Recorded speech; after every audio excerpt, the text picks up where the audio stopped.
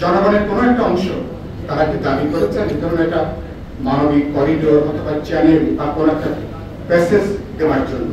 আমরা এই শতাব্দীতে সবচেয়ে বড় গুরুত্বপূর্ণ মানবিক দায়িত্ব পালন করে এসেছি 2017 সাল থেকে।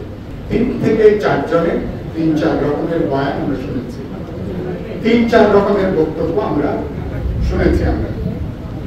এবং ওই পুরনো কথা আছে, যেখানে দূর থেকে যদি কোনো ধোঁয়া দেখা যায় অনুমান করা যায় যে কিছু একটা জ্বলছে।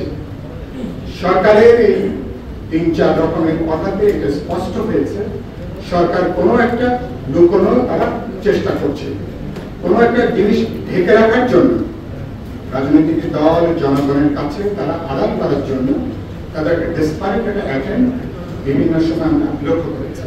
প্রথম যে বক্তব্যটা, সেই বক্তব্যটা হচ্ছে যেটা ইতিমধ্যে রাজনৈতিক দল জনগণের সকল অংশ এমনকি আমাদের সশস্ত্র বাহিনী সেনাবাহিনী তারাও জনগণ বা রাজনৈতিক দলের কণ্ঠস্বরে তারাও খানিকটা প্রতিনিধিত্ব করেছেন। একথা বলে এই মানবিক করিডোরের সাথে আমাদের সার্বভৌমত্ব জাতীয় নিরাপত্তার একটা প্রত্যক্ষ সম্পর্ক আছে। সুতরাং এসব ব্যাপারে যদি কোনো সিদ্ধান্ত নিতে হয় তাহলে এটা নির্বাচিত সরকার, নির্বাচিত জনপ্রতিনিধিরাই এসব ব্যাপারে সিদ্ধান্ত গ্রহণ করবেন।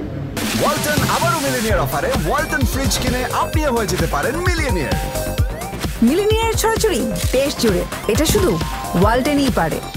এটা কি কোনো রাজনৈতিক দল সরকারকে দাবি করেছে? জনগণের কোনো একটা অংশ তারা কি দাবি করেছে এই ধরনের একটা মানবিক করিডোর অথবা চ্যানেল বা কোনো একটা প্যাসেজ দেওয়ার জন্য? আমরা এই শতাব্দীতে সবচেয়ে বড় গুরুত্বপূর্ণ মানবিক দায়িত্ব পালন করে এসেছি 2017 সাল থেকে। 14-15 লক্ষ রোহিঙ্গাদেরকে একটা মানবিক কারণে আশ্রয় দেওয়ার ভেতর দিয়ে।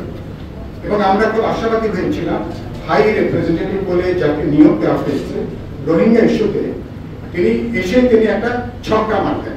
ছক্কাটা কি, যে দেখা যাবে যে আগামী কয়েক মাসের মধ্যে 1,80,000 রোহিঙ্গা আরাকানে তাদের একটা প্রত্যাবাসন হবে।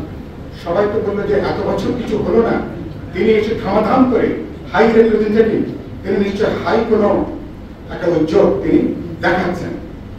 2-3 দিন পার হলো, তারপরে আমরা গণমাধ্যম আপনারা প্রকাশ করলেন গত 10 থেকে 1 বছরের মাথায় 1,30,000 থেকে 35 লক্ষ রোহিঙ্গা নতুন করে বাংলাদেশে তারা আবার অনুপ্রবেশ করেছে। আমরা এই মানবিক ভূমিকাটা দায়িত্ব পালন করতে যে দক্ষিণাঞ্চল প্রাকৃতিক বিপর্যয়ের মধ্যে বাংলাদেশ বহুমাত্রা একটা বড় ধরনের বিপর্যয়ের মধ্যে ইতিমধ্যে বাংলাদেশ ঢুকেছে। এবং এই ভদ্রলোকে ওনার তো ডিমোশন হওয়ার ব্যাপার ছিল, হাই রিপ্রেজেন্টেটিভকে উল্টো তাকে প্রমোশন দিয়ে 53-54 বছরে যেটা হয়নি, এখানে সামরিক বাহিনীর প্রাক্তন অফিসাররা, গুরুত্বপূর্ণ অফিসাররা এখানে আছেন, এখানে তাকে জাতীয় নিরাপত্তা উপদেষ্টার পদে তাকে ডাবল অথবা ট্রিপল তাকে প্রমোশন দেওয়া হলো। তিনি এসে আবার নতুন বিতর্ক তিনি উত্থাপন করলেন যে না, করিডোর নিয়ে কোনো আলোচনা হয়নি এবং ভবিষ্যতে কোনো আলোচনা হবে না। তিনি ভবিষ্যতে আলোচনা হবে না এই দরজাও তিনি বন্ধ করে দিয়েছেন। এবং তারপরে প্যাসেজ নিয়ে একটা আলাপ আলোচনা হচ্ছে।